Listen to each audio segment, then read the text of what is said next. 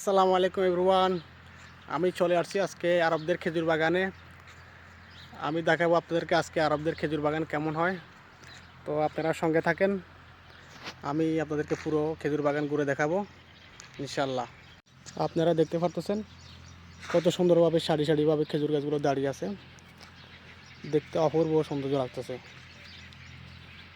এদিকে দেখেন, এদিকে অনেকটা জঙ্গল, পাশে খেজুর গাছ আছে কিন্তু অনেকটা জঙ্গল। অনেকটা দেখে ভয় লাগতেছে, কারণ আমি একা আসছি, এখানে ভয় লাগে। শুনছি নাকি এখানে সাপ আছে, সাপ থাকলে তো অনেকটা বিপদ। মাশাআল্লাহ, আপনারা দেখতে পাচ্ছেন ঘন জঙ্গল ভিতরে আপনার পাশে দাঁড়িয়ে আছে সারিবদ্ধভাবে খেজুর গাছ। দেখে মনে হবে না আপনার এটা মরুভূমির মধ্যে এত অপরূপ সৌন্দর্য খেজুর বাগান। এইগুলো আমাদের দেশেও দেখা যায় ঘাস, এগুলো সম্ভবত আপনার খাওয়ানো হয় গরু ছাগলকে, ওই জন্য মনে করা হয়েছে। মাশাআল্লাহ, কত না সুন্দর দেখেন। আমি আর ভিতরে গেলাম না, কারণ এখন আপনার বাজে 2টা দুপুর, তো ভিতরে যাওয়াটা ঠিক হবে না। এখানে বালুর মধ্যে অনেক বিষাক্ত রকম সাপ দেখা যায়, মাঝে মধ্যে অনেক বিষাক্ত সাপ। সমস্যা, আপনাদেরকে ওইদিকে নিয়ে যাচ্ছি, সাথে থাকুন আপনারা।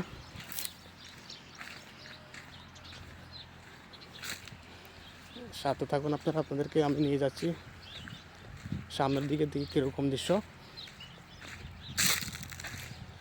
এই যে টায়ারগুলো দেখতে পাচ্ছেন আপনারা, টায়ারগুলো আপনার এদেশে অনেকগুলো গাড়ি আছে বাইকের মতো, যে বালুর মধ্যে চালানো হয়, এই গাড়িগুলো এখানে রাইড করা হয়। আরবির ছেলে বাচ্চা এরা আসে সম্ভবত রাইড করে। দেখেন মাশাআল্লাহ, আমাদের দেশে এরকম খেজুর বাগান নাই বললে চলে, কারণ আমাদের দেশে এরকম হয় না। এই দেশে বালুর মধ্যে ভালো হয় খেজুর। অনেক বড় বাগান এটা, খেজুর বাগানটা। আমি পুরোটা ঘুরছি। আমি মাঝরাত যে কাজ করে ওকে আমি জিজ্ঞেস করলাম, ও বলল 1000 মতো খেজুর গাছ এখানে রোপণ করা হয়েছে। দেখেন 1000 হলে আপনার এখানে কম হয়, এর থেকে আরও অনেক বড় বড় খেজুর বাগান আছে। এটা তো ওদের তুলনা অনেক ছোট। দেখেন, আমি আসলে নতুন মানুষ, কথা তেমন একটা ক্লিয়ারভাবে বলতে পারি না, আপনারা কেউ কিছু মনে করবেন না। আমার ভিডিও করার তেমন একটা অভিজ্ঞতা নাই, তবু আপনাদের জন্য মাঝে মধ্যে দৃশ্যগুলো দেখানোর জন্য ভিডিও করি, কারণ আমাদের দেশের অনেকে জানে না আরব দেশের খেজুর বাগান কেমন, দেখতে কেমন বা কীভাবে করা হয়, ওইরকম আইডিয়া নাই। যারা প্রবাসী খেজুর বাগানে কাজ করে তারা হয়তো ভালো করে জানে খেজুর বাগান কেমন হয়, কীরকম হয়।